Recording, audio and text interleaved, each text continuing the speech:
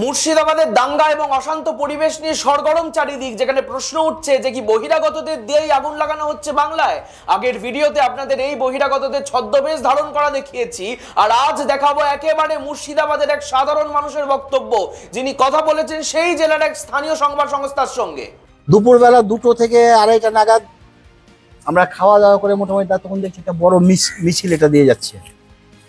যাওয়ার সময় সব চিৎকার চেঁচামেচি করেছে গেছে, তখন কোনো রকম কোনো করেনি। রিটার্ন আসার সময় ওরা কিন্তু ডাকবাংলো মোড় থেকে প্রস্তুতি নিয়ে এসছে। সব আনকমন মানে ছেলেগুলো সব 10 থেকে 12 বছর, 15 বছর, 18 বছরের ছেলে। আমাদের লোকাল সেরকম কেউ আমরা দেখতে পাইনি, আমরা চিনতেও পারিনি। সব বাইরেরই বেশি ছিল, সব কালো ফটি, হাতে রড ফড সব ছিল।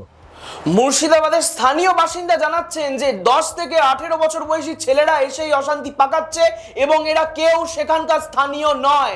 উনি আরো জানিয়েছেন যে এই ছেলেদের রুখতে স্থানীয় মানুষ একত্রিত হয়ে প্রতিরোধ গড়ে তুলেছেন।